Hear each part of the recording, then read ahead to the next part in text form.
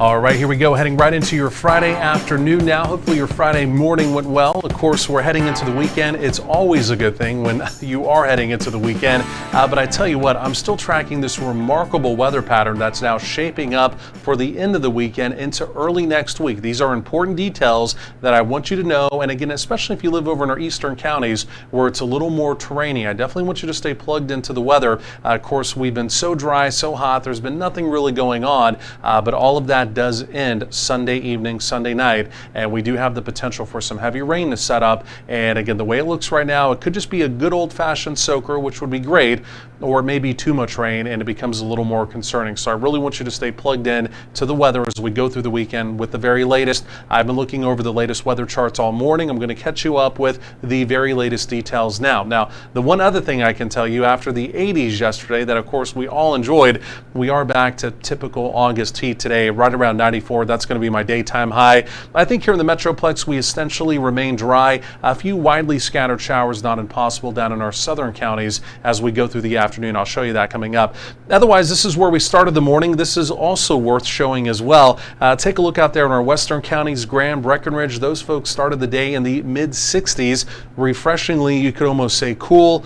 Here in the Metroplex, generally lower to mid 70s. Again, out the door earlier this morning. Okay, so a couple different things now we're tracking carefully going through the afternoon. Number one, it's our old summer cold front, right?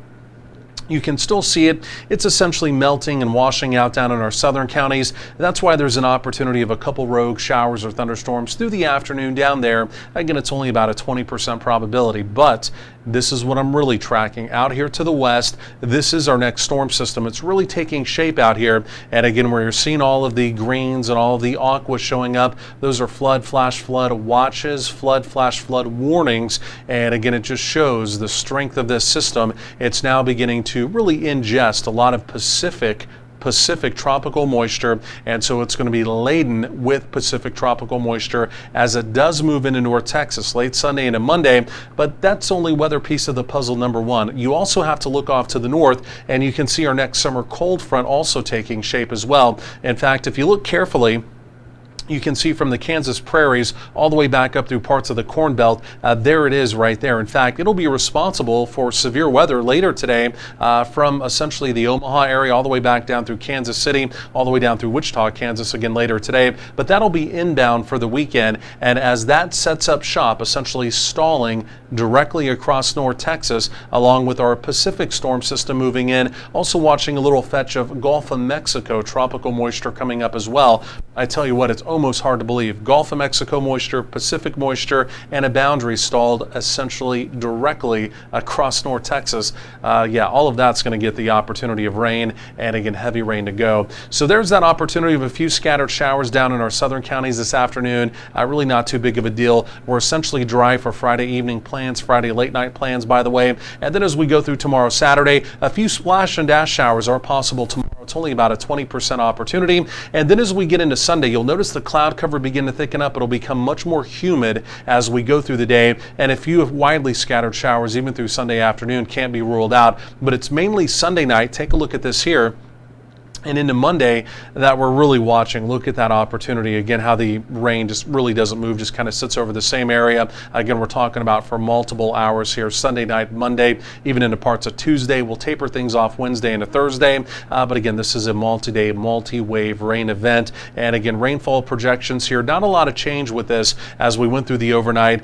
These are still looking quite impressive. Don't want to get too caught up in this right now, but again, 1, 2, 3, 4 inch amounts I think will be fairly common. Again, over in our eastern counties, some 4 to 6 to maybe even 6+ amounts, not impossible. So that's why we've really got to track this carefully with any kind of flooding concern that may develop. Mid-90s for daytime highs, slight storm chance in our southern counties today, really nothing major with that. 70s for overnight lows, back in the mid-90s again for tomorrow, Saturday, and then there it is. So heading into the weekend, highs in the 90s. Again, we'll call it hot, humid for the weekend. Saturday, mostly dry, but again, by late on Sunday, here come the rain chances developing. It's a near 100% opportunity as we get into Monday, lingering into Tuesday, tapering things off Wednesday into Thursday with the rain in the area. Daytime highs also trending down, generally 80s for daytime highs, and then we'll begin to slowly warm things up by the following weekend. More on all of that next.